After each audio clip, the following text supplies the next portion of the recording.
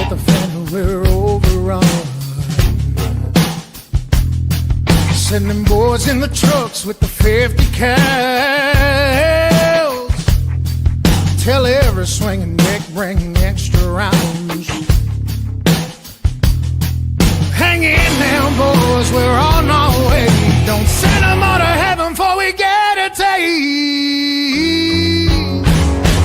Whoa, cry havoc, let's slit the doors of room. What you gonna do? And happy Sunday to you folks. Welcome to another edition of the Double S Podcast. We are live.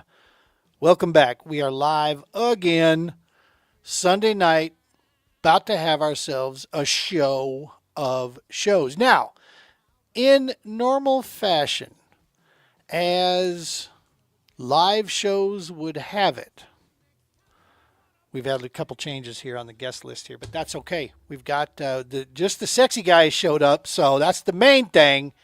It's going to be a good-looking show tonight. You can guarantee that. And we'll see about the other guys, see if they can make it or not. That's what they get. They get to be ugly since they didn't show up. That's how I'm going to classify it. Hey, man, hope you are doing well in the holiday season as it's approaching. I know for some folks, it can get a little tricky this time of year. And if that's the case, then this is going to be a show for you. All right? This is going to be something for you tonight, that we're going to sit down, we're going to break bread, we're going to share some stories, and we're going to talk about a whole lot of good stuff in here, okay? If there's questions, cool, fire those questions off. I can't guarantee that we got the answers to this, but at the end of the day, I think you'll be in a better position than what you were when the show started. Let's just put it that way, and we'll move on. We'll let it kind of do what it wants to do with you. Hey, before we get going too much further, let's go ahead and pay the bills here, all right? Every episode of the Double S Podcast brought to you by the Romans Warrior Foundation. Hashtag helping is healing. Go check them out at romanswarriorfoundation.org. It is the giving season.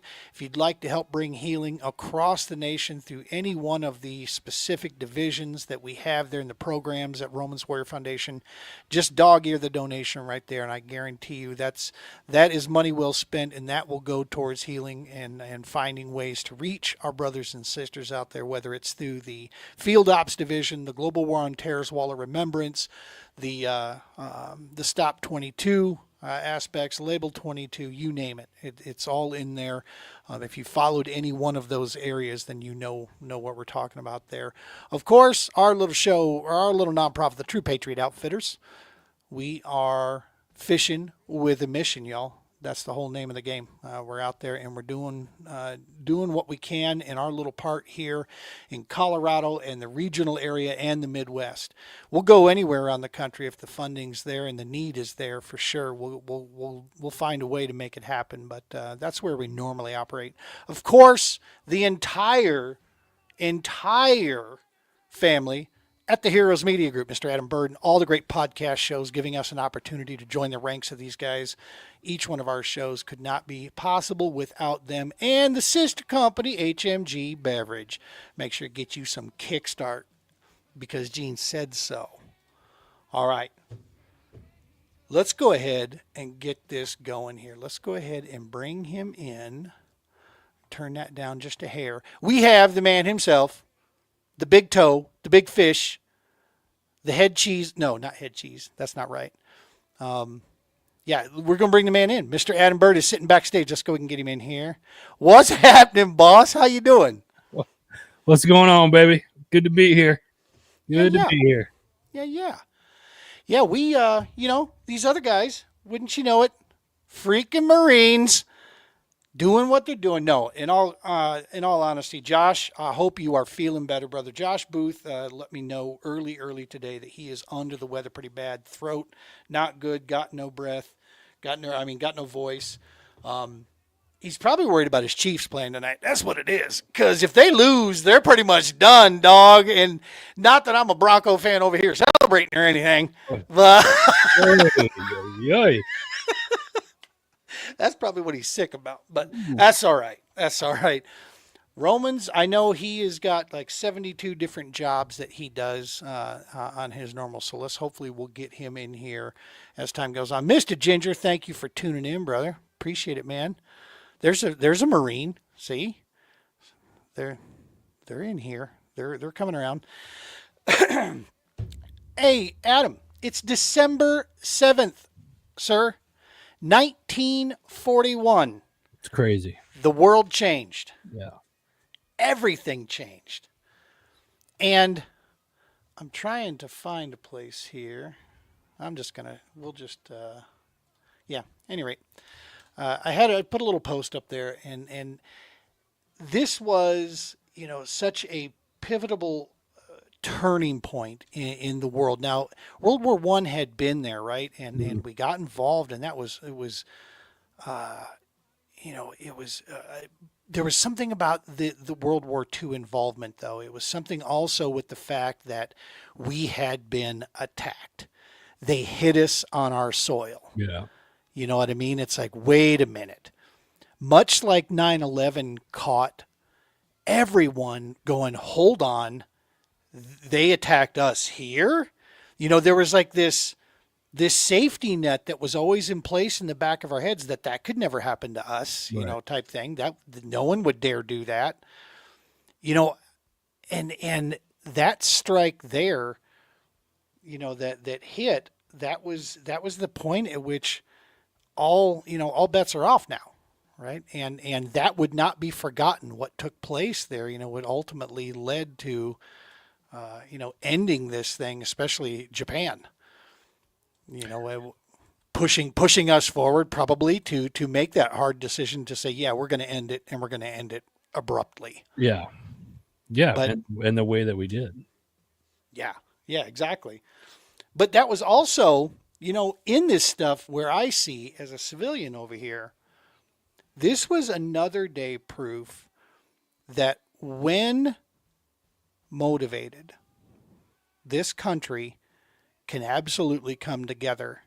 And when it comes together, it's a force that can't be reckoned with. Yeah. Do Yeah. you think that still exists today? I see. Part of me wants to just dive right into the topic for tonight with the answer. Do I think it still exists today? I think it's possible that it can happen. I would like to see it happen without another catastrophic event on our soil that would force us to come together. It shouldn't, we should just come together as a community, as a country anyway, right? Yep. But I think what's happening is you definitely come together. It's almost like wakening the beast, right? You go in and Yamamoto. yeah. You okay, now you pissed us off. And now everybody's coming together. And it's just like, oh shit, here we go. Like, what did we do? I didn't think this one through. We should be like that regardless, in my opinion. Agreed. I think we should be like that regardless. It's like that when we lose someone, all of a sudden we start thinking about things that, quite frankly, we should have been thinking about and should have been saying before we lost them. Yeah. Right?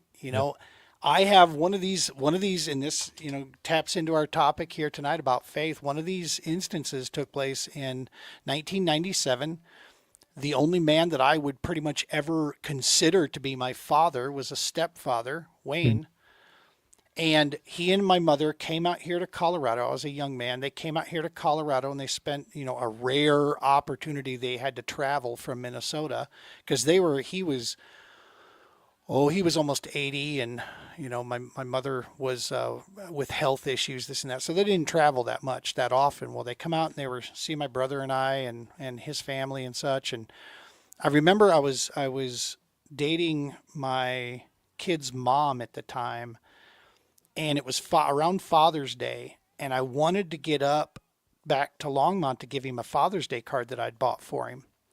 And something come up, and I found a reason why not to. And I thought, you know what? I'll mail it to him. No problem. That September, we lost him. He went out, bowled the best game of his life after having a great night down at the bowling alley at almost 80 years old. And when he came home, went to the bathroom, he passed away from heart failure there in the bathroom that night.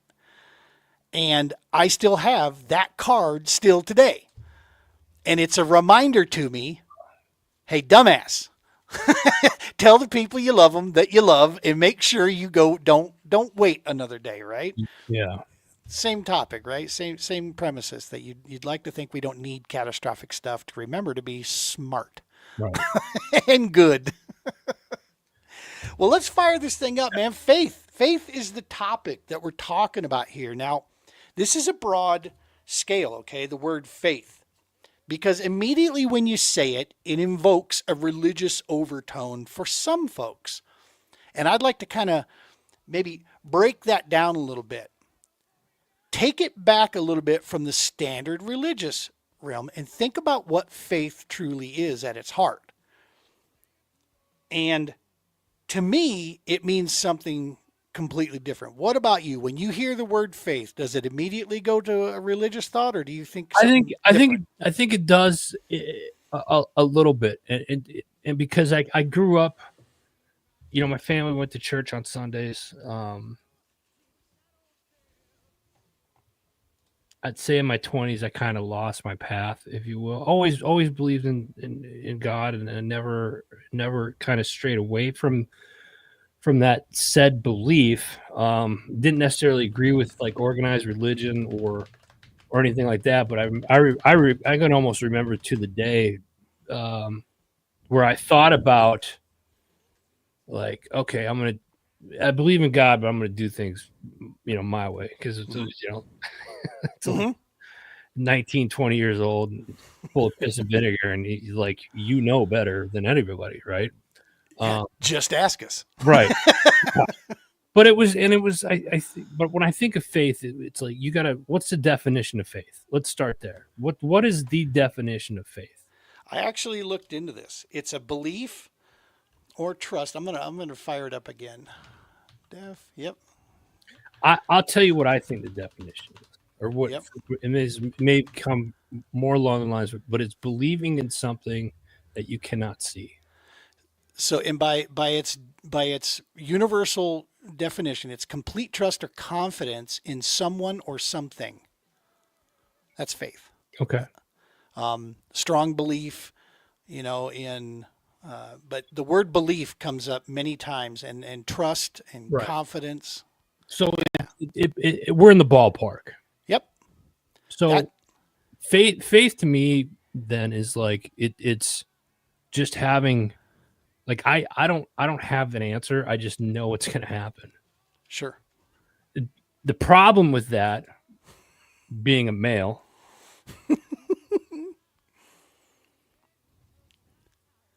can't control it, and it's never on my effing timeline.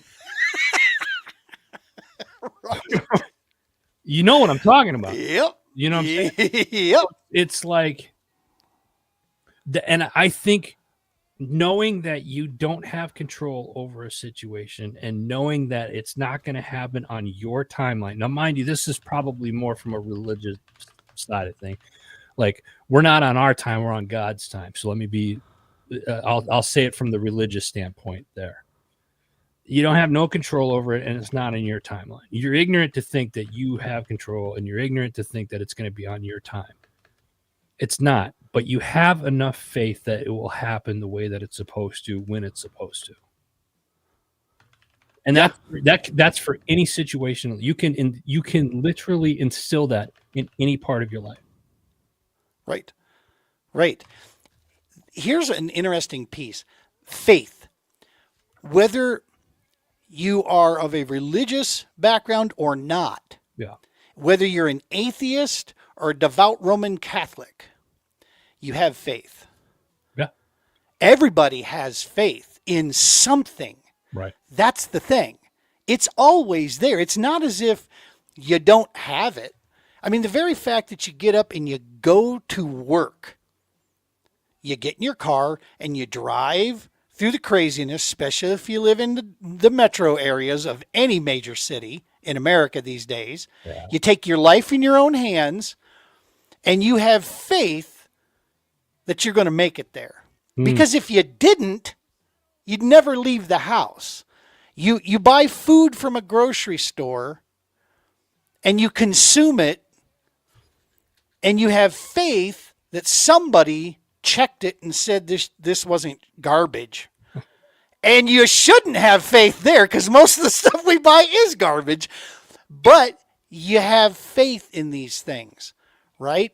So no matter how you want to break it down, we all have it and possess it. It's there. It's a trust or a confidence in something or someone. Yeah. So there's not an existence. For the longest time, I viewed, and I still view, atheists and the Roman Catholics. I put Roman Catholics at the far end, man. There's a lot of voodoo in that, going on and such. And I mean, no disrespect. I'm not poo-pooing. I'm just saying for somebody who's not in there, rubbing ashes and swinging, smoking chalices around and stand up, sit down, stand up, kneel down, stand. There's a lot of, there's a lot of stuff that comes with the process.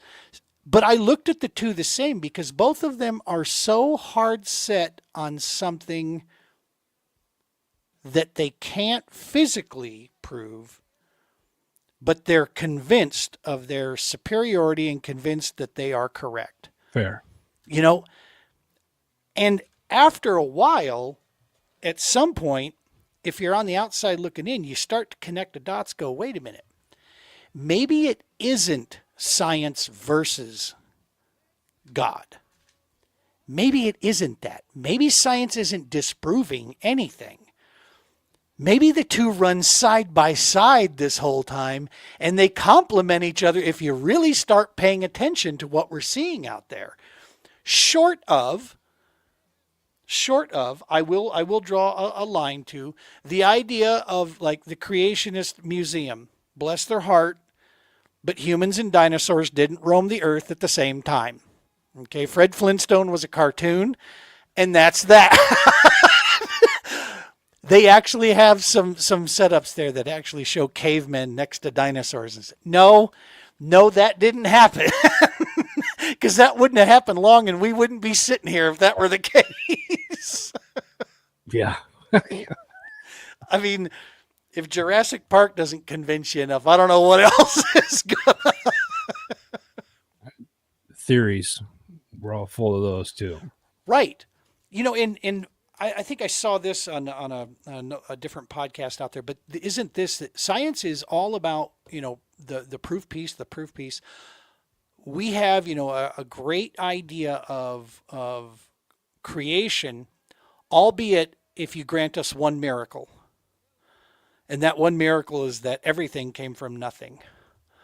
The Big Bang. Mm-hmm. Right? It's like there's still, that, wait a minute, wait. Even that itself, is in itself, taking that leap forward. Right. And I think we get caught up maybe with that part of it. But no, go ahead. No, I was going to say, I wanted to go back to the parallel part of it. Yeah. Like science and God. It's like, who says, I think a lot of people, and when you said it that way, I think a lot of people think it's either one or the other. And no one's really said that they're running on a similar parallel. They're just parallel to each other. Not on the same path.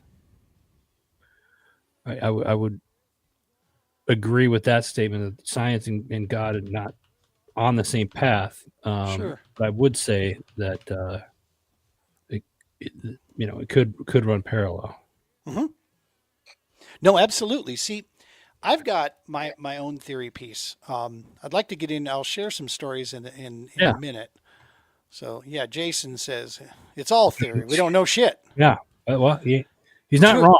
To a great degree. Yeah. He's not. Yeah. And that's where that faith and belief and trust, that's where these things start to come together. But here's my theory on this piece.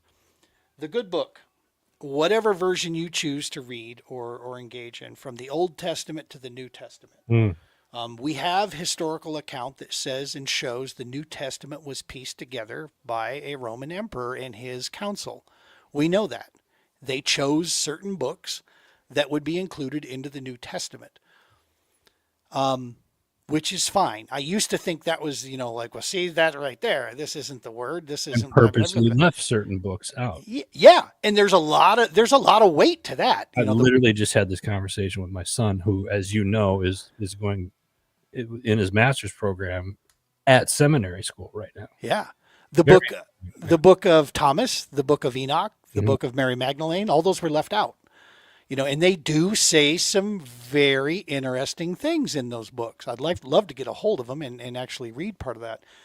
But here's my piece that I've come to grips with. I don't look at this book as a manual to life. It is not a follow step. It's not an IKEA build chart, right? I don't look at these things to say that this is where this goes, this is where this goes, this is how this happens. More so, I'm reading these stories in these books in the Gospels, and I'm hearing the overall message. I'm starting to try to dig into what's coming from this, because it's much bigger than just this was this and this was that and this is how things happened. But moreover, there's little keys in there. For instance, in the book of Genesis, I've gone back through and I'm paraphrasing through this, but I read through this, and it clearly states, it talks about how in the beginning, when God is creating things, that it's coming from the oceans.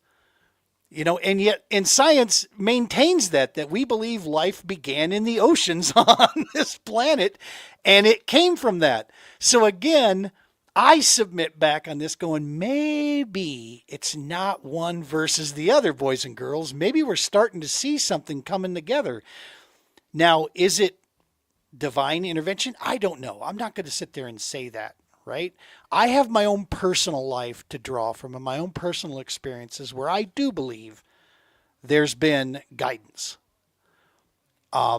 I can't turn away and ignore that anymore. I know for a fact there's been some stuff that's taken place that you'd have to be a complete dolt to try to lock it up to chance or random occurrence. That's illogical in my mind. Too many times, no, it doesn't work that way. But so you grew up, Adam, in a church environment. I did not. At what point? So you're a young man. Was it during your service? Was it as you were going off there? At what point did it, or has it always just been a part of you, and you were just trying to figure out how it was going to be a part of you?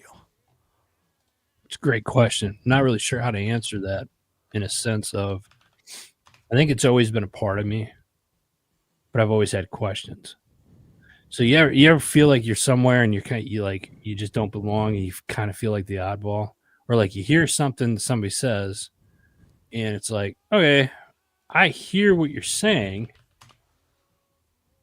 but why is it that way? And then they don't have an answer for you, or can you elaborate on that? And they don't have an answer for you. And that was Right. kind of how I felt like at some churches. Other churches that I've gone to a lot of different churches, a lot of different denominations, and I look at religion now as like, you have, corporate with, different departments, right?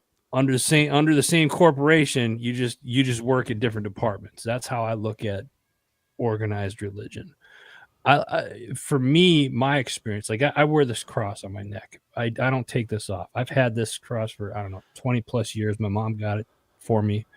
The only time this ever comes off my body is during x-rays and during CAT scans. That's it. Love it. And when I talk, and Gene, you've known me for a while, I do a lot of public speaking and stuff like that. So when I'm on stage and I share my faith, I'm telling people, I'm not trying to convince people that, hey, this works, you need to go do this. I'm just telling you what works for me, or what has worked for me from the faith side of things, if that makes sense. Right. So We got it. So to kind of go back to your question, has it always been a part of me? I think it's always been a part of me, but there's always been questions that I've had and that I've questioned. And now that I've gotten a little more seasoned in life, I start deep diving a little bit more. And it's great for me because I got somebody that's very close to me now that is in seminary school, and I have great conversations because I trust him. On it, and it's here to hear a younger generation's point of view on how the younger generation looks at religion now as well. Absolutely, absolutely. And I've got a YouTube comment here that popped up, and this is interesting. I've been waiting for this to come down. It said, "Gene, you guys should talk about apophenia." So, apophenia is the erroneous perception of patterns or correlations in random or unconnected phenomena, events, and data. Okay, it's a noun, right? And that's what many of the atheists out there will, and folks that are non-believers in creation, will point to this every time. And here's what I'll tell you about this. Fair enough. But even in the definition of the existence of apophenia, you have a faith and belief that those things are not connected. What I'm suggesting to you in return to that is, how do you know that? You are so convinced and so in a belief and you have faith that these things are not connected. Yeah. But I'm telling you that the only proof there is out there is that some of these things could be connected. There's no proof that they're not. There's just the thought that they're not connected. Right. So in and of that, it's a great mechanism to attempt to dismiss without going further down the rabbit hole. I'll give you that. But I'm not convinced that is even a real, piece there, because my personal experience led me to a different side. Adam, you're talking about your son, and I got to tell you, the other night I was having a conversation, and we had to make that run real quick to South Dakota for my wife's Uncle Dick. He passed away, U.S. Navy vet, which I will embarrassingly openly admit I had no idea he was a Navy vet the whole time. I knew he worked at the post office. He actually was a police officer for a short stint before he started being a postal worker.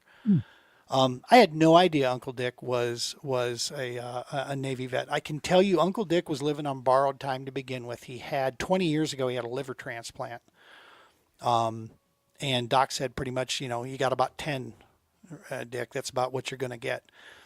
He went 20 plus is what he did. Yes. And every time at every one of the big family, my wife has an amazing family. I love them dearly. They're a big family that there's no drama in this garbage whatsoever with this family. It is blue collar, hard working, love family before anything is her whole family. And at every one of the events where Uncle Dick would be there, I sought him out. He was funny. He always had a wit to it. He always had something in there that, would just make me smile. And his smile would lighten the room up, man. It was full of life. Just every time he would get. Now, remember our last interaction? He bought a boat. His wife was not happy with that boat.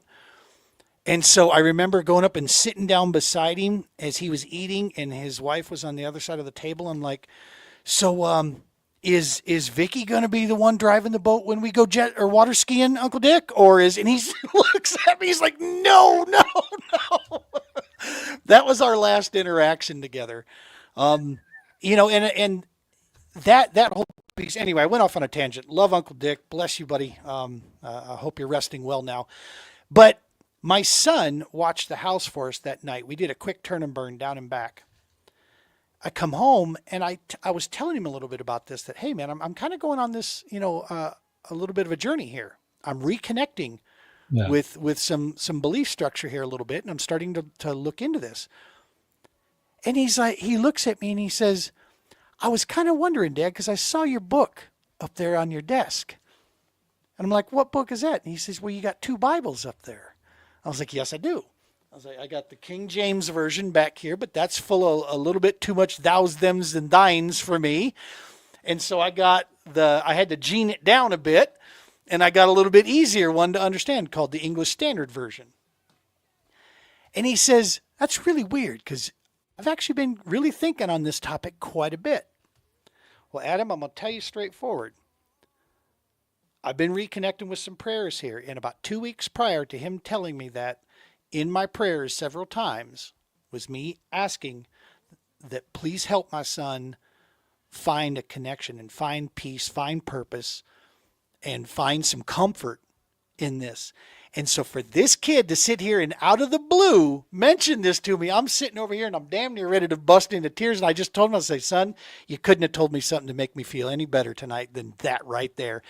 Remember, it's your personal journey. Yep. Just keep going. There's no right, there's no wrong, this and that. Let's see here. Not saying it proves it, but rather that the Hindu will find the meaning within the context of their religion, the Christians and theirs, the Muslim. Oh, okay. Yeah. It's a solid point. Yeah. It truly is. Yep. And I think, Garfunkel, I'll be honest with you, I think that's the genius that is in most religions, is that it's meant for interpretation. It's not meant to be a singular point of 1 and 1 equals 2 type thing, because life isn't that way. Life is full of complications and twists and turns and things of this nature. Let's see, what's the other comment that he put here? Not to diminish it or say that religion is false because of it, but it's an interesting consideration of why we feel like we are patterns when there may not be some. You're right. Yeah. That's a sound point. And for most of my life, I'll be honest with you, I was comfortable living there. I was comfortable staying right there. If you don't mind, I'm going to go down. I went down this little definition path real quick here. I just want to hit on a couple of these. First thing, faith. So a complete trust or confidence in someone or something.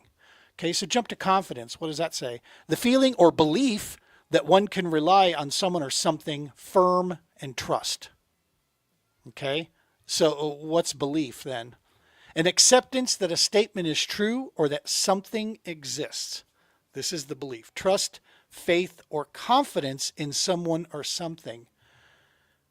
Confidence, the feeling or belief that one can rely on someone or something. There's an interconnection that takes place with this, within these. And I do believe 100% that, I had it there. Hang on a sec. William Cummings, Army chaplain, made a statement before the Battle of Bataan. I believe it was 1941. And the statement was, there are no atheists in foxholes. Yeah, that's if you've ever spent time in a foxhole. And here's what I'll tell you. Armed with faith, I don't think there is a more dangerous soldier. Training and faith. If they have training and they have faith in their unit, faith in their mission, faith in their spirituality, I think that is probably the most effective, use that word better, most effective soldier on this planet. If you didn't have that, I don't know. I think you're giving up in droves of hundreds and thousands out in the middle of a desert and walking your way, surrendering to CNN crews, quite frankly. I mean, that to me, that's, you know what I mean? If when you lose that faith, I think that's, you start to lose a lot of stuff. Well, that's very true. That's a true statement. I like how you at the beginning, Gene, said that faith is, in you're comparing faith, or you're saying that faith is, everybody has faith. Yeah. I never really looked at it from that point of view, because I've always looked at it like, I've talked about taking a leap of faith and, having faith in knowing that whatever God, the universe, or whatever it is that you do or don't believe, life is going to happen the way that it is supposed to. And right. You just have to be, if you can come to grips with that and have faith that that's going to happen, then I think personally that takes a lot of stress off your shoulders, and it allows people to kind of enjoy life a little bit more. Because as you and I sit here tonight, and we have several people that are on the live feed, and we thank you guys for being here tonight. Tomorrow is the past is in the past. You can't change it. Tomorrow's the future. We don't know what lies ahead. And what's the saying? That's why they call this the present. Right? I have faith that life is going to happen the way that it's supposed to. That's not to say you sit on your ass and do nothing. You still got to work. You still got to do the things. Go have goals, have the visions and things that it is that you want to do, but you have to have faith that you will get there at some point, as long as you're putting in the work. But you have to believe and you have to have faith, because if you don't believe and you don't have faith, I guarantee you shit's not going to happen. Agreed. One has a possibility, the other has hopelessness, right? And it's in that piece that I think when you start to apply problem solving to it, there's a principle within the good book that says God helps those who help themselves. And this is such an amazing work of art. Yeah. Right. 100%. You said earlier, like, this isn't it's not a what did you say? A manual. It's not a life manual per se. It's not like a life manual, but it's like you can take things from the Bible and incorporate them into your life. I'm going to go out on a limb and say I'll promise you life gets a lot better. I could not agree more. But here's the thing. The problem is a lot of people are afraid to do it. I was for the longest time. I admit it. I have a problem reading and reading and comprehending stuff. So I have one of those Bibles that, like, you read a passage and then you got to scroll down to the bottom of the page, and then it dumbs it down so like a 5-year-old can understand. Mm-hmm. The only thing I don't have is the pop-up one. Yeah, that's yeah. Is Amazon, can I still deliver by Christmas?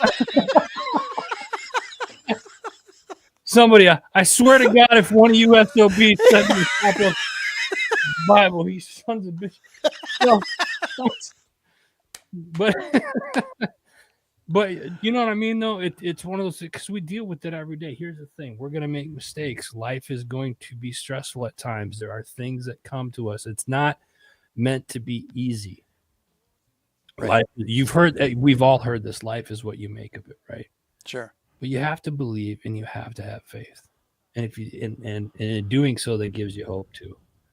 Yeah, there's a principle piece here we talked about, helping those who help themselves. There's also free will. Free will is meant to be there. It's for a purpose. If you for instance, the book of Job, this is one of the most ironic stories. You and I were talking, sharing stories, and our experiences from the past.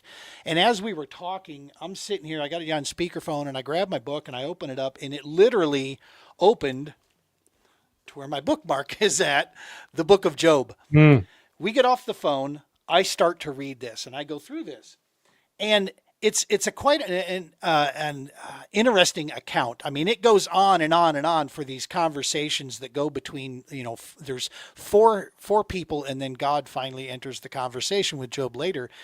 And basically the bottom line is, you got a very successful, great, human being here in Job who had everything, was well respected, this and this.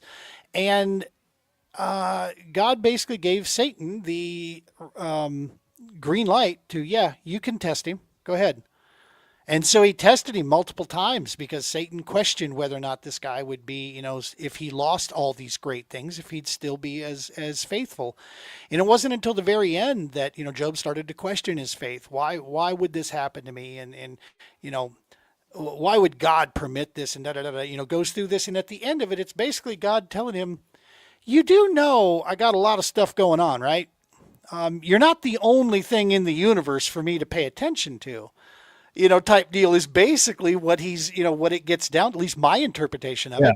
Yeah. And it says basically that, but you've kept faith, you've kept strong, you questioned, and you're okay to question. There's nothing wrong with that. And at the end, good health was returned. Eventually he went through it. So it was, yes, he had to go through. Nobody's saying it's going to be, this perfect ride throughout.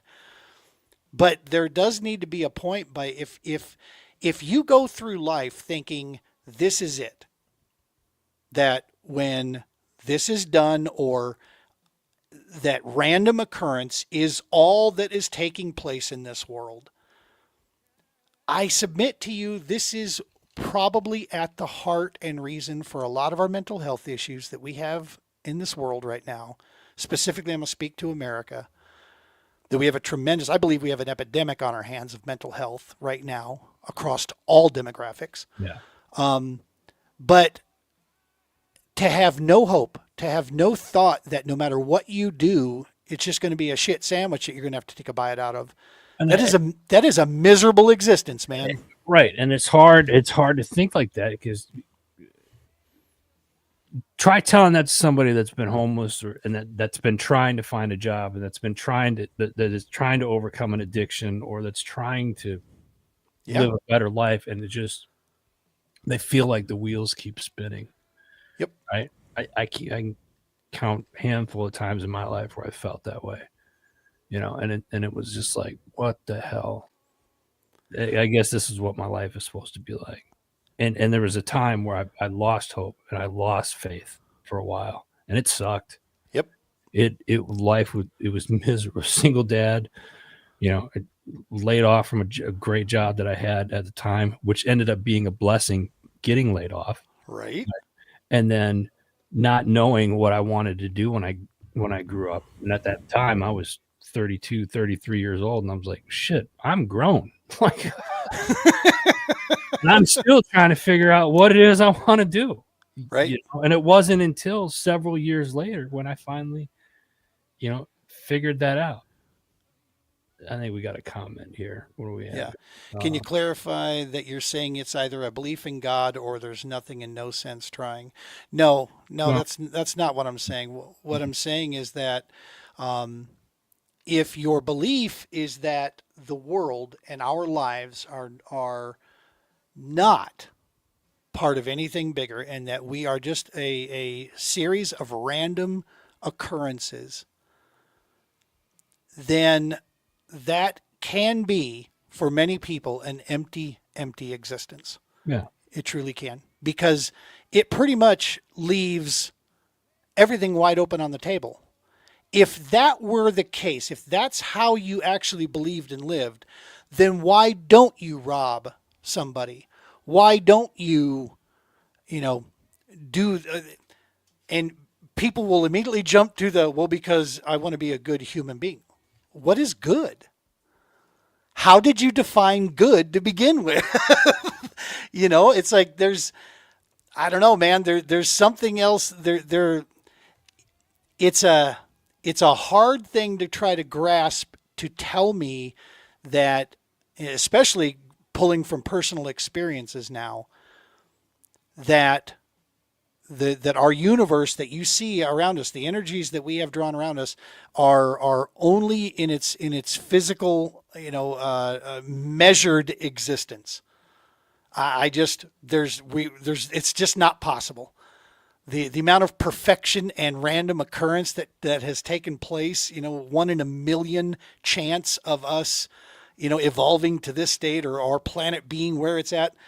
That alone should tell you something, man. It's at some point logic does have to interject there to go, okay, hang on. There has to be, Might be something here. That's what I'm getting at. Yes. Might be something here. You have to at least acknowledge the fact that there Right. could be something else at play here on But a here's major the thing. level. You got to be open to it. You got to be open to the idea. Because I know, listen, I'm not I've been pretty public the last couple of years about my faith. I'm not a Bible thumper. You're not going to listen. If it works for you, Yeah. If you've never tried it, give me a call. I'll be happy to tell you how I got started in it. But I'm not sitting here. I'm certainly not going to sit here and tell people you need to do this, you need to do that. When I talk and when I share my faith, I'm just telling you what's worked for me. I'm not saying it might not work for you. Yeah. And there's some people that I got friends that I'm close to. they still have that they're non-believers. They believe in the universe. They believe in something else or whatever. Great. I respect that. That's your belief. I'm not going to take that away from you. You're entitled to that. Yeah.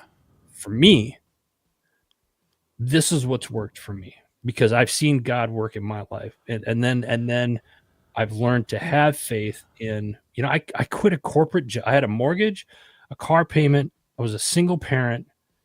And I had no money in the bank. And my dumb ass decides, hey, we're going to quit a job that I'm getting a paycheck every 2 weeks. And I'm going to take this leap of faith and go all in on myself. I said this in an interview that came out earlier this week. When I share my story, it's not to motivate people. It's to tell people, don't do the shit I did. Exactly. No, you said something that's exactly true and right, is that I don't subscribe to what most would, the organized religious pattern that's out there. Okay, that we see out there. I'm not saying that this stuff is word for word truth. Okay, right. That's not my point.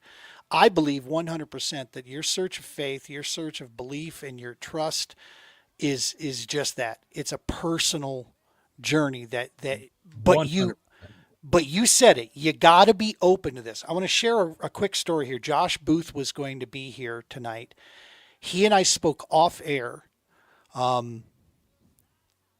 And this occurred for both of us. So prior to a certain event, and Josh and I are good friends, but we don't talk to each other on a daily basis, right? We don't share. He's in Missouri. I'm out here in Colorado. Yeah. We were invited to go to Peterson Outdoor Ministries, that special tournament event that we went to. Yeah. Tron Peterson has an amazing retreat location, the Lodge of Hope that's out there. I went to this knowing there was going to be a lot of prayer. There's going to be a lot of talk of God and Jesus. And at the time, to be honest with you, just not my cup of tea. Wasn't real interested in it. Right. This was this year. Josh Booth was in the same boat as I was.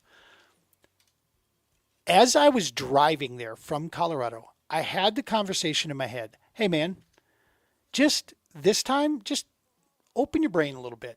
Just listen to what they're saying.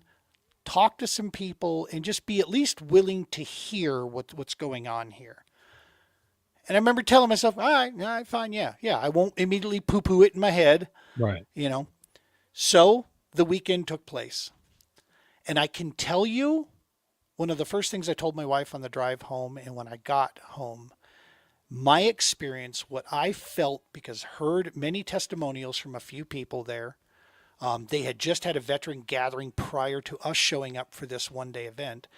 And there had been several individuals that were considering some dark things that retreat helped change their perspective on what they were doing with that. So there were some lives being saved here.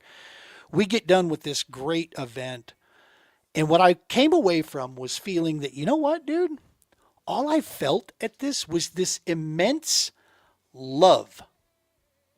Mind you, there were a couple female anglers there, but this is mainly a bunch of alpha, salty dog, kayak anglers hanging out in the woods, smelly, unshaven, gnarly dudes hanging out at this lodge, fishing for a great cause. And there was this sense of peace. There was a sense of love. There was a sense of belonging. And while I may not have known Roy Boyd prior, he was the vet that Team TPO won the kayak for when we were there. I left there, and the moment I saw him and started chatting with him, knowing that we were fishing for a chance to win him a kayak, I felt as if he was my brother already. There was just this sense of belonging. Yeah. And this was coming from, a guy who was not real sure how that part was going to go, right? I knew it was going for a good cause, and I'm all in on that. But the other stuff, Josh Booth shared with me that on his drive home, which was much shorter than mine, he had, and I shit you not, the identical, almost word for word experience that he felt from that weekend. And up until he and I having that conversation, and we were going to have it here this evening, I started going down through this book. Josh's wife is doing Bible study now. She's reading through, and they sit around and talk with each other about certain things, Yeah. things they're reading, lessons they're learning from this stuff. And he absolutely 100% felt the almost identical feelings that I was feeling coming from this. And I'm sitting here going, okay, dude, at what point can I sit there and go, okay, well, another random occurrence, I suppose, that we both, two guys coming from two different walks of life, walked away from an event feeling, really going, wow, hold on a second. No, dude, there's something there. Yeah. There's something there, and it's powerful on a big level. There's just no question in my head these days. Did you ever run into a situation that gave you that light where it was like, okay, hang on. Maybe there's something going on here. Be it in service time or in civilian, in your out of service time. Was there ever a moment that kicked on a light to go, hang on a sec, what's going on here? Man, there's like several. There was time during deployment 2003. It was kind of during the initial Isaiah 6A. That's Ron, Airborne Ron. I love them. Him and Helen, great people. My son, prior to me getting deployed, my son was about 10 days old, and I, 25 years old at the time. It was. I just wanted to. I've always wanted to be a dad, and I had that opportunity. And then 10 days later, I'm at Moab Station, getting ready, gearing up to go fight in a war. Yes, sir. And I had to have faith that I was going to make it back, because I needed to believe that I was going to come back and be a dad. And I kept praying, like, if I make it back, God, I'll be the best dad in the world. Start bartering. You're like, listen, if you do this, then I'll do this. But with all of that, let me say a sidebar to that real quick, because it ties into it. I did that a lot, and I felt guilty about asking for that. Felt selfish for years later. It kind of wore on me a little bit. But then it was like, I'd ask for, like, I went from one bad relationship to that, and no secret, and it was like, God, I'm with this person. I just, hope this relationship works, blah, blah, blah. And then it'd be like a month or two later, I'm like, Jesus, for the love of God, get me out of this relationship. And then it was I always felt like, no. You wanted this. I'm giving it to you. Figure this shit out on your own now. You know what I mean? So it was kind of like it had to learn. And it was, fast forward several years. I learned, again, this is my own personal experience. Sure. I had learned, I was questioning, is God really real then? Because why am I a single dad? Why am I this? Why isn't this working? And it wasn't that it wasn't working. It's because I wasn't listening. Mm-hmm. And that's how I had started to lose faith, is because I wasn't listening. And when you start to listen, I had to figure out how he was communicating with me. Because I always tell people, and again, this is my opinion, your mind will play tricks on you. Your heart will deceive you. But your gut, that some bitch is right 100% of the time. You start listening to your gut. So when Adam started listening to his gut, I felt like that was kind of God communicating with me. And man, let me tell you something, Gene. There were times where I was sick to my gut. But when I started recognizing that and changing that, man, life got a whole lot sweeter. right? That's powerful. And it led to another. And I'll share this one more time. Sometimes faith comes to you in a dream. Maybe God's telling it to you through your gut, right? Or maybe it comes in the form of somebody, a family member or a friend. In 2013, it was April 1st, April Fool's Day, true story. I quit my corporate job, right? I took that leap of faith and I went all in on my business at that time. 2015, we shut that business down, had business bar. It wasn't working out. And I was contemplating it going back to the corporate side of things. And I'll never forget this. I've told this story before. I'm sure Pops is watching. I was sitting at a bar in Tucson, Arizona with my Pops. And my Pops was the kind of guy where he was very much the type, get a job, work it for 30 years, retire, die. Yep. Like cut and dry, old school, right? Yeah. Yeah.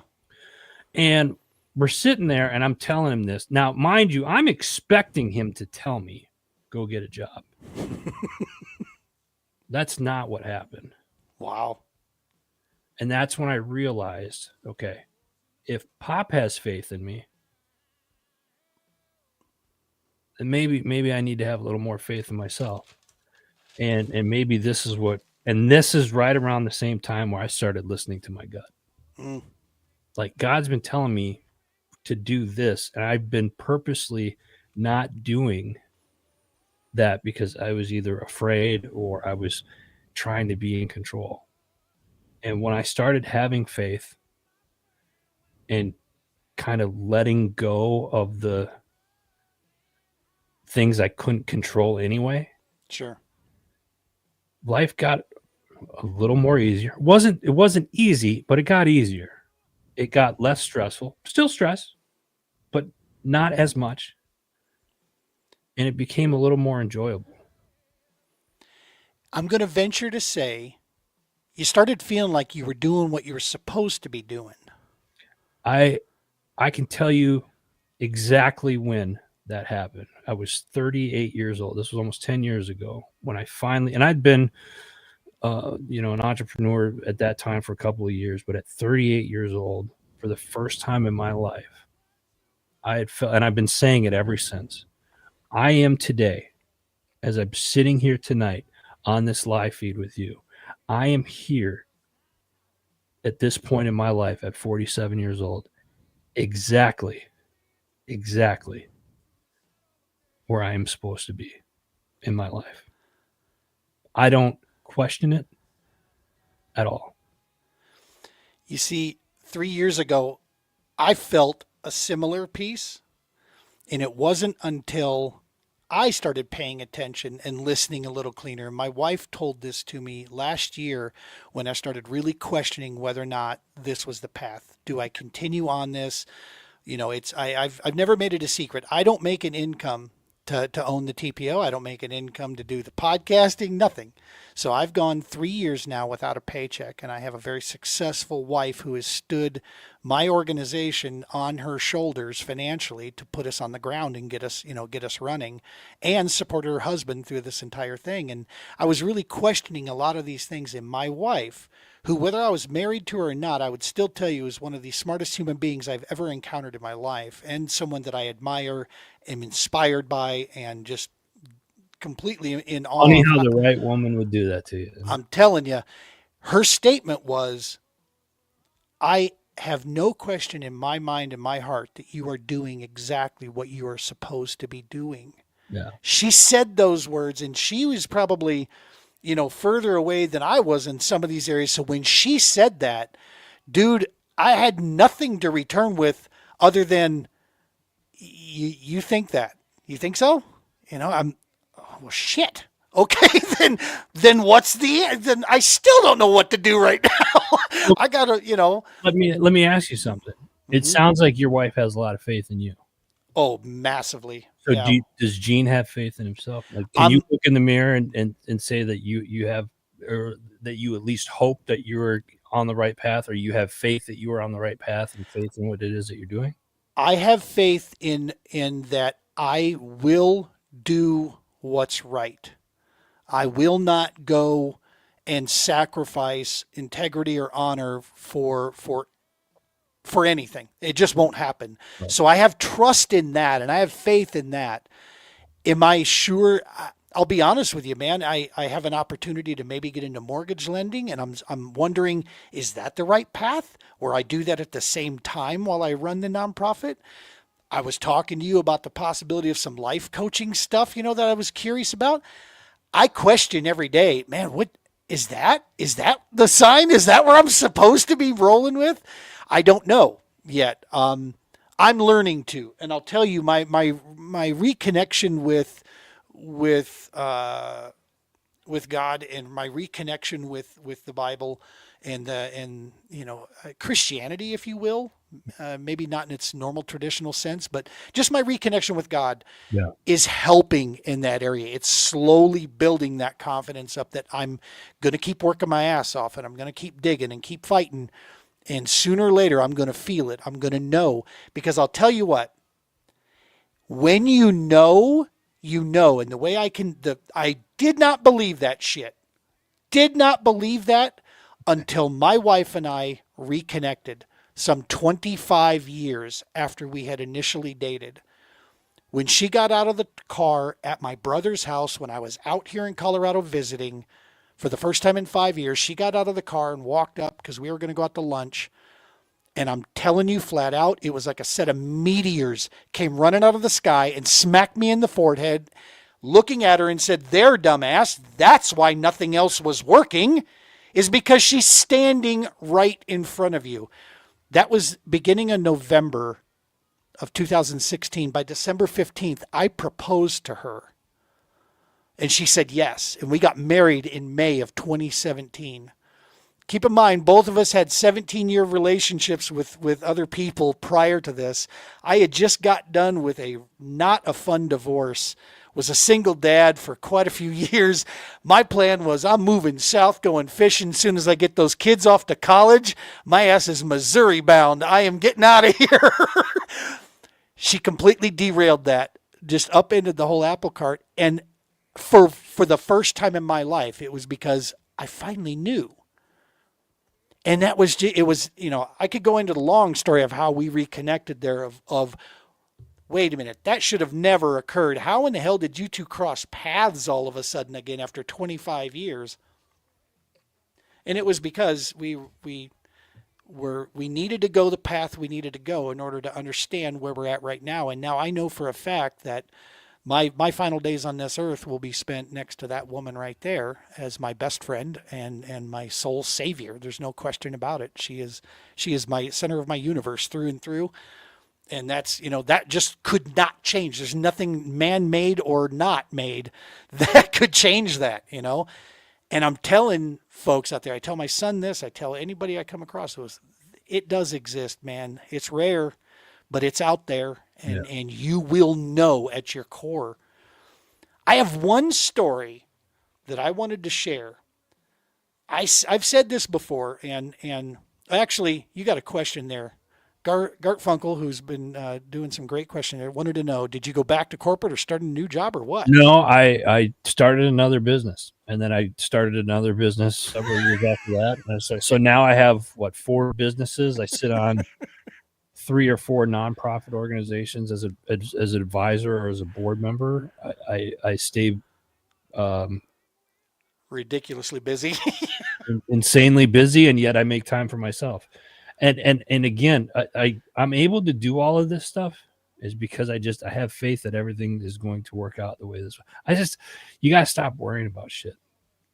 And I put the worry, I turn the worry into faith in a sense of it'll happen. And that, to some people, that sounds irresponsible. Hell, it sounds a little irresponsible just saying it out loud as I'm sitting here. I realize it, folks. But if you knew my track record, you'd know I'm not the one that picks the easy road. Like, I don't pick the road. I find the thickest part of the woods and start walking through that because I'm a dumbass. But that's just it. It is what it is, and it's what works for me. And again, I wouldn't be here if it wasn't for, I think, having hope, believing, not necessarily in myself. I do believe, I'm starting to believe in myself. At 47 years old, I'm slowly starting to believe. But I certainly believe that God has me where I'm supposed to be in life. My purpose in life is to help other people get to where they want to go. Amen. Period. Yeah. Period. And dude, that is what I was. You had mentioned earlier. For those folks out there maybe going through some addiction situations, substance problems, homeless situations. The question then, how do you muster up faith through that when you're right in the middle of when you're shin deep in shit, basically. It's the question lies is, do you want to make a change? And then what are you willing to do to make that change? And some people, I can't do this, I can't do that. I hear a lot of can'ts. Yep. And this is going to sound very insensitive. I already know it's going to, because I'm kind of an asshole, and that's how it works sometimes. And it's certainly not my intent. You don't always have control over situations, right? I've had a house foreclosed on me. I've had, cars repoed. I've been through some shit. You don't see all of that stuff, a lot of it on social media. 'Cause I'm also one that doesn't share a lot, believe it or not. Yep. But I'll share those experiences offline a lot of times, or on personal levels, and I take experiences that I've had in life, and I try to incorporate that in somebody that is going through a hard time, whether you're homeless or you're feeling down because it's the holidays, or whatever. Pick something. Yeah, I'll find a way to get you out of it. That's I just and this is going to sound arrogant, and this is certainly, and Gene, you know me well enough to know that that is not who I am at all. But that is something that I'm good at. 100%.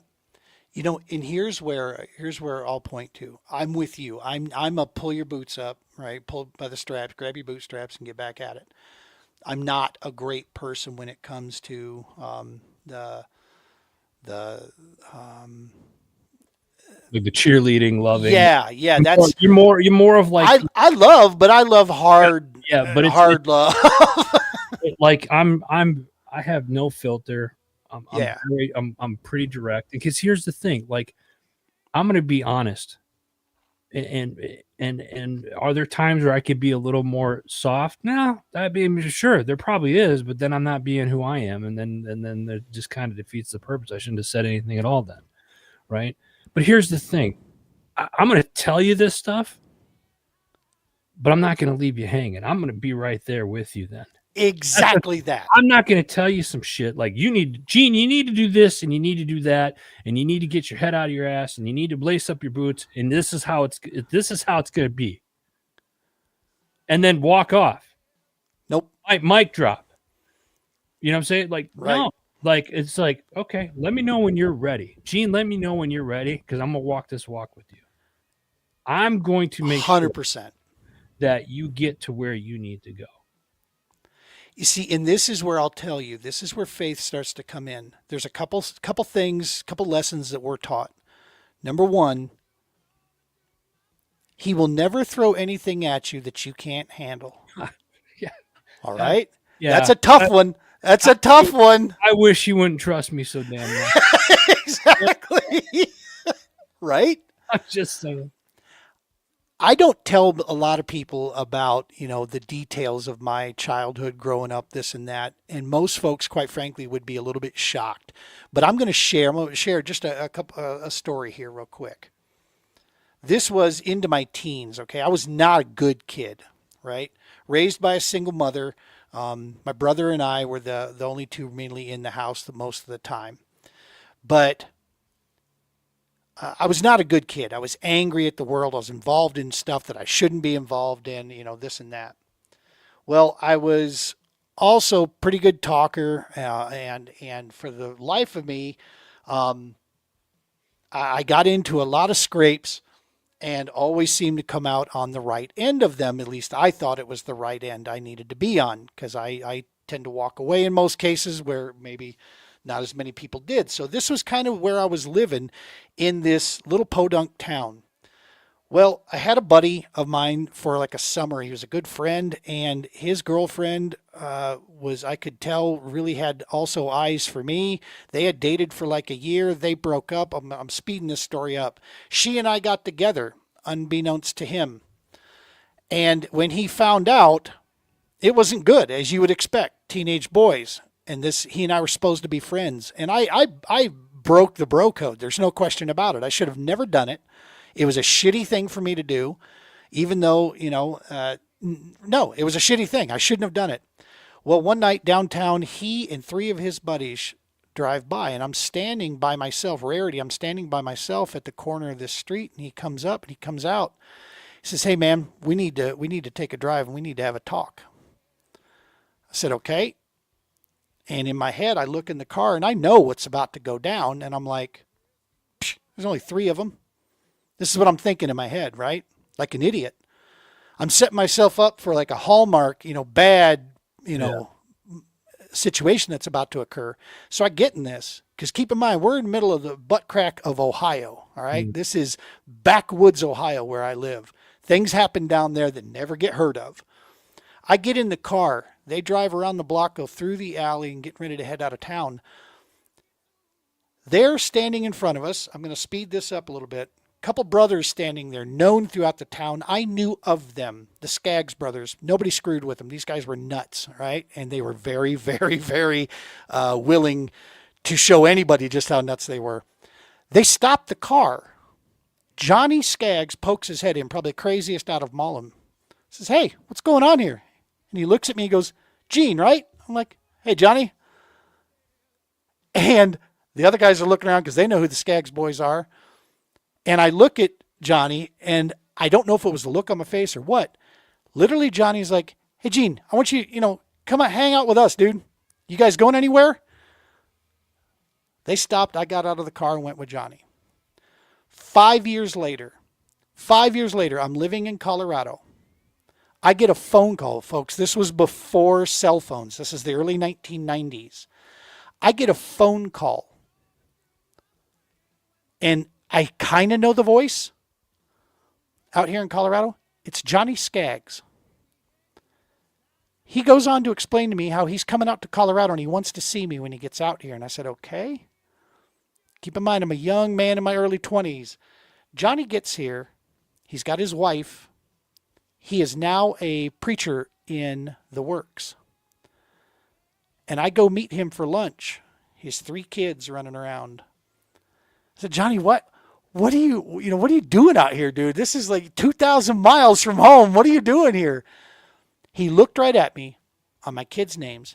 He says, "I don't know, but God told me I needed to find you." And I remember sitting there, and I'm getting chills telling you this story. I have told no one that story of me in that car, of what about happened that evening and why Johnny came into my life, and why 5 years later this man grabbed his wife and 3 very young kids, drove across to simply have KFC with me in the park of a hotel in Longmont, Colorado. He left 2 days later, he left and just said, "You should pick the Bible up. You should do a little reading. That's all. I don't know why I'm here, but I'm going to leave you with that message."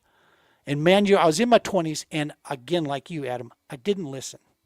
I just kind of wrote it up to go, what the hell was that all about? And I thought to myself, wow, what sort of religious goofball do you got to be to grab your whole family and go drive across? That's where I placed it for the longest time in my head.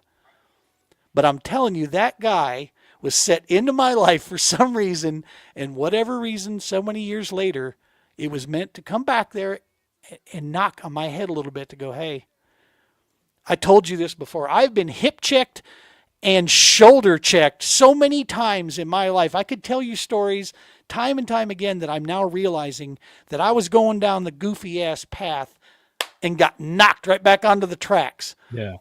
I started to go down a road that was going to be really bad and got bumped for whatever reason. Like you said, it came in the form of family, friends, life, whatever it may be. I firmly believe, because I know it in my heart, that is part of that plan. And that plan has got me here to where I'm sitting at today, having this show with you, talking to folks, and having, a completely different view on life, that we're going to get there. I Yeah. know. I've got hope, man. I've got hope. I've got confidence that it's there. I'm going to keep doing what's right, keep listening, keep paying attention, and help serving those that serve. That's the key. That's the calling. Finding a way to, like you said, I may not tell you something you want to hear, but I promise you I won't walk away from you.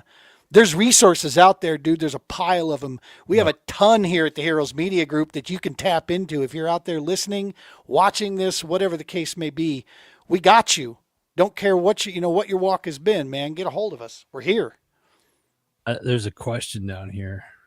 Help me understand something. You are both reconnecting with Jesus to help guide you through life, and also are saying it's about pulling yourself by your bootstraps. Which one is the driver? Because the Jesus story is not a self-rescue story. It is explicitly the opposite.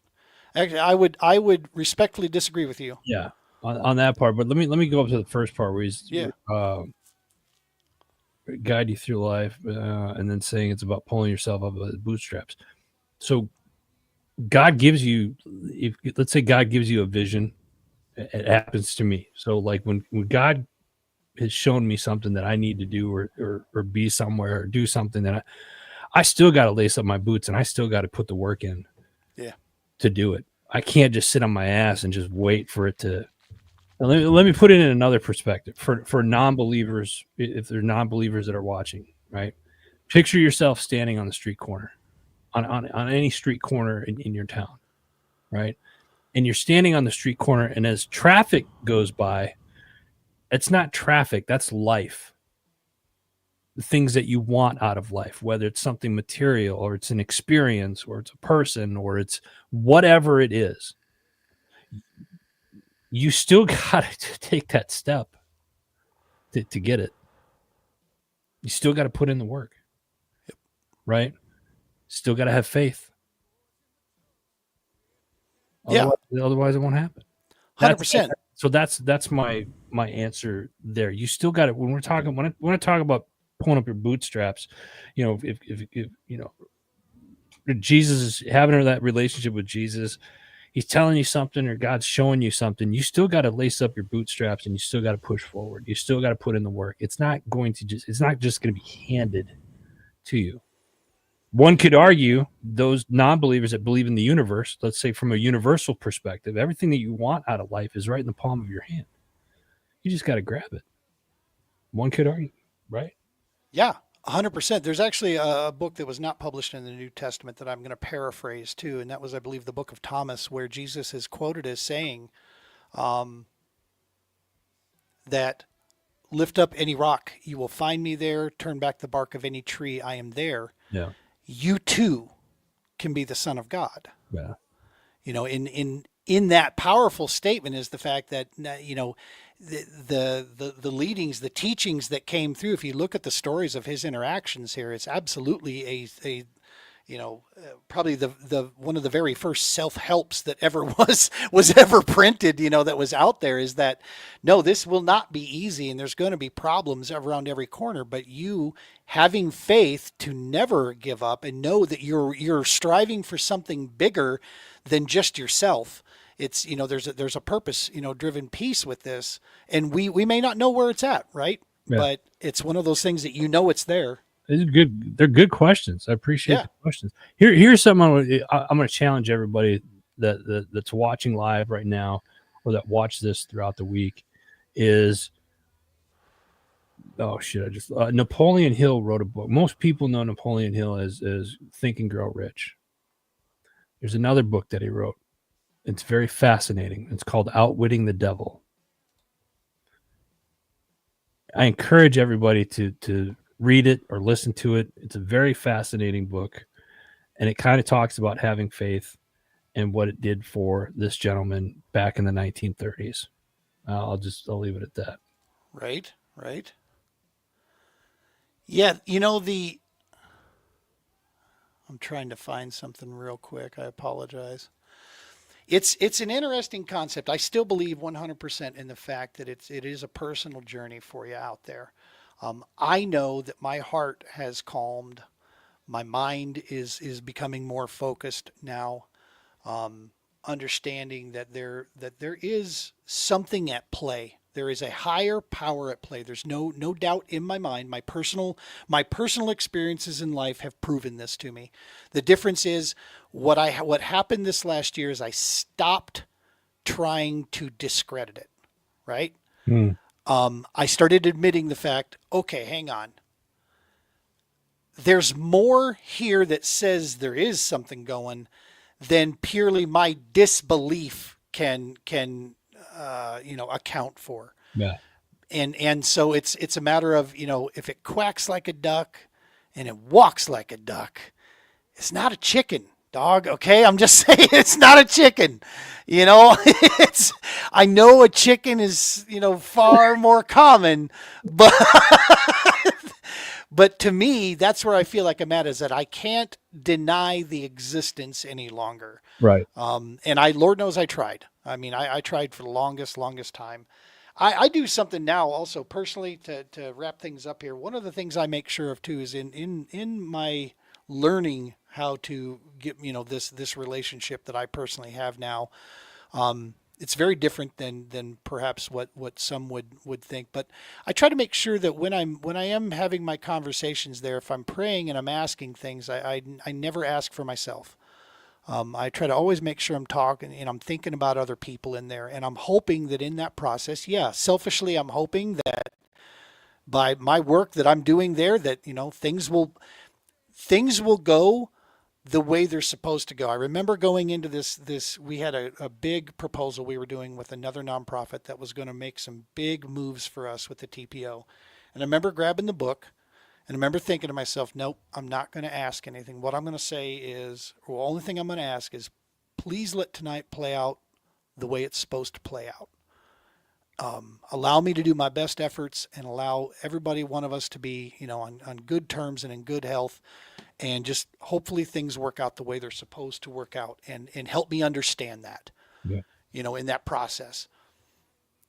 Again, for those that are maybe in a dark place or wherever the case may be, man, there's resources out there. There's people that love you, regardless of what you might think right now. I'm telling you flat out, we know these. There's a lot of us out here that know the answer there. There are that people love you. All right. There's people out there that don't even know your name. I guarantee you, there's probably somebody out there that I already have a deep feeling for and a love for out there, a brother or sister out there that's in a bad place, that is on the verge that could be in a better place. And maybe through the resources and people that we know, we can get help, provide that pathway. You're going to have to get yourself there, but we can damn sure, like you said, Adam, we'll walk side by side with you, and we'll get you there. Yeah. Dude, thank you so much, man, for opening this up and having this chat. The two Marines were supposed to be here. One's sick, one's off, probably fighting a fire or a car wreck or something. More than likely, that's where Romans is at. He's on the volunteer, and Sunday nights tend to get crazy down there in Bama. I don't know what they do down south down there, but they enjoy their Sunday nights. I bet. Football. I mean, isn't Tide on Saturday? Yeah. Friday, Saturday, something like that. Yeah. Let me say this, Gene, real quick. I Yes, appreciate you inviting me on to talk about what is the topic that's near and dear, to me. I appreciate everybody that's left comments and that has tuned in tonight, and those of you that watch this later on.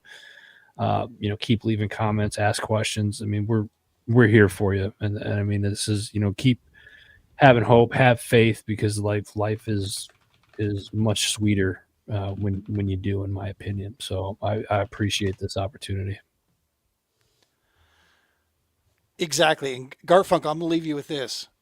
That's a great question that you put up there at the end, for sure. What about the multiplying the bread loaves and fishes being multiplied? Why didn't he just inspire them to put in the work, get out there and fish, and get out there and bake? I asked a very similar question when I heard that story the first time.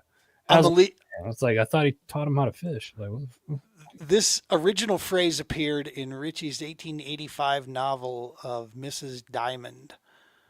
But the quote is, give a man a fish and feed him for a day. Teach a man to fish and you feed him for a lifetime. Yeah. 100%. True. Awesome. Folks at home, thank you so much for stopping in. Garfunkel, thank you, man, for being a great advocate Yeah. out here and being some great questions. Love that stuff. Thank you. And I'm going to tell you this, buddy, or gal, whichever you are, God bless you. I appreciate you, man. Thank you. And nothing but great health and good wishes for you and your entire family throughout the entire holiday season. And to everybody out there, I want to reiterate this. There's a lot of resources out here, folks. If you're hearing this, listening to this, if you stuck with us this whole time, reach out. We're here. This is what we do, serving those that serve or have served. You're not forgotten. You're loved. We're out here, and that's what we're in this thing to get done. So throw a DM. Hit me up on Facebook. That's the only social that I'm still left other than YouTube. But either one of those two, and you'll get a hold of me. Look up the True Patriot Outfitters. Look us up through online, and you'll find the contact form there, and that gives you a direct line right to me as well. Adam, brother, thank you, dog. You're heading out tomorrow. Best wishes. Thank you, sir. I'd give you a tight lines wish, but I know it's not fishing. Not this time. No. So what's the tight lines equivalent in hunting? Shoot straight? Shoot straight. Shoot straight. Yeah, that's what I thought. Cool. Awesome. All right, buddy. You Appreciate take care. Folks, as always, tie lines, shoot straight. We're going to add that in there. Be safe. Take care of each other, and God bless you.